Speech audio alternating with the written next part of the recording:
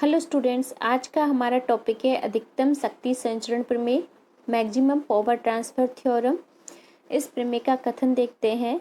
इस प्रमेय के अनुसार जब किसी परिपथ में लोड प्रतिबाधा तथा स्रोत की आंतरिक प्रतिबाधा परस्पर संयुग्मी होते हैं तो स्रोत से लोड को संचरित शक्ति अधिकतम होती है। अर्थात जब परिपथ में लोड प्रतिबाधा तथा स्रोत की आंतरिक प्रतिबाधा दोनों परस्पर संयुग्मी राशियां होती हैं तो उस स्थिति में स्रोत से लोड को संचरित शक्ति का मान अधिकतम होता है। इस प्रमेय की व्युत्पत्ति देखते हैं।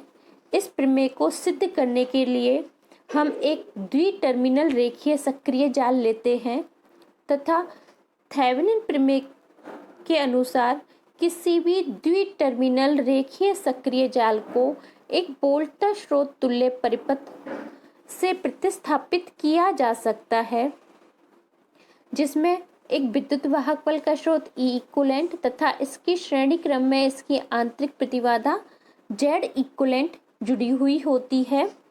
ए तथा बी निर्गम टर्मिनल हैं जिन पर लोड प्रतिबाधा जेड जुड़ी हुई है। यहाँ पर स्रोत की आंतरिक प्रतिबाधा जेड इक्विवेलेंट एक सम्मिश्र राशि है जो कि आर इक्विवेलेंट, प्रतिरोध आर इक्विवेलेंट तथा प्रतिघात एक्स इक्विवेलेंट से बनी हुई होती है तथा लोड प्रतिबाधा जेड एक सम्मिश्र राशि है जो जिसके आर एल तथा एक्स एल वास्तविक तथा काल्पनिक भाग हैं। इस प्रमेय को सिद्ध करने के लिए हमने ये परिपथ लिया। अब हमें सिद्ध करना है कि अधिकतम शक्ति संचरण की अवस्था में जो लोड प्रतिबाधा ZL है वो स्रोत का आंतरिक प्रतिरोध Z इक्विवेलेंट का संयुग्मी है। अर्थात ZL equals to R equivalent minus iota X equivalent. यदि इस परिपथ में I मान की धारा प्रवाहित हो रही है तो I का मान क्या होगा? कुल विद्युत वाहक बल तथा कुल प्रतिबाधा का अनुपात। कुल विद्युत वाहक बल हमारा है E इक्विवेलेंट तथा कुल प्रतिबाधा क्या होगी? चूंकि Z इक्विवेलेंट तथा ZL दोनों श्रेणी क्रम में जुड़ी हुई हैं तो श्रेणी क्रम में प्रतिबाधाओं का कुल योग होता है तो परिणामी प्रतिबाधा क्या होगी? Z equivalent plus ZL। इसको हम प्रतिरोध तथा प्रतिबाधा के रूप में निम्न प्रकार से लिख सकते हैं। तो इस तरीके से समीकरण 1 द्वारा हमारी विद्युत परिपथ लिया है उससे प्रवाहित धारा का मान हमें यहाँ से प्राप्त हो गया। अब लोड ZL से संचरित शक्ति का मान क्या होगा? चूंकि ZL में वास्तविक जो रियल पार्ट है वो है RL तो अतः जो लोड को संचरित शक्ति होगी वो होगा P equals to I square RL। I square का मान ये आएगा तथा RL से मल्टीप्लाइड है। P इक्वल्स टू क्या हो जाएगा?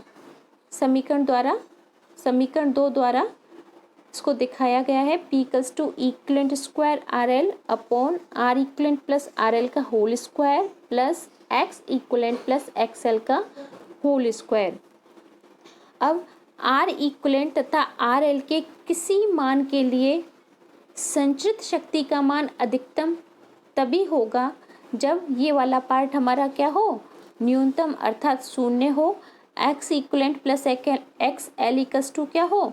का होल स्क्वायर इक्वल्स टू क्या हो? 0। X equivalent plus XL equals to 0 हो, जिसको आगे सॉल्व करेंगे तो XL इक्वल्स टू क्या होगा? Minus X equivalent.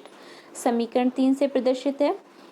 अब समीकरण 3 को समीकरण 2 में रखने पर हमारा मान क्या आएगा? लोड को संचरित शक्ति कितनी होगी? अब समीकरण 4 में E equivalent square multiplied with RL upon R equivalent plus RL का होल स्क्वायर। अब यदि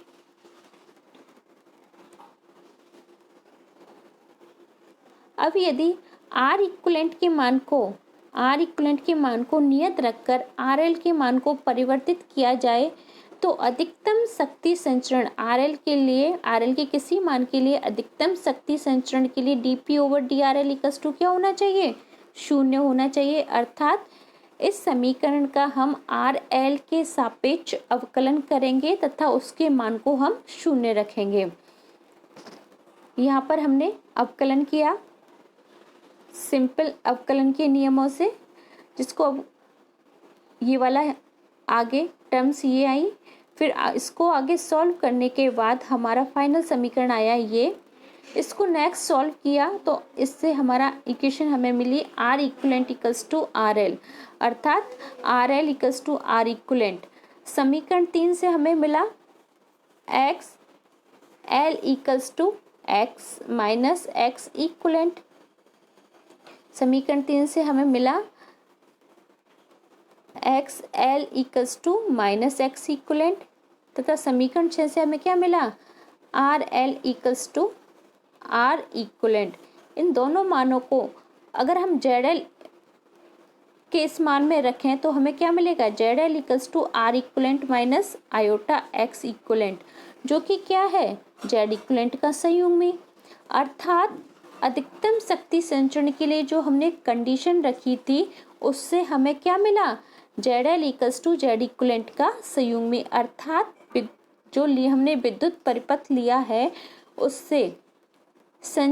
उसके स्रोत से लोड को संचित शक्ति का मान अधिकतम होने के लिए हमें जो कंडीशन मिली उसमें जेड इक्वलेंट तथा जेड एल क्या है, परस्पर संयुग्मी है।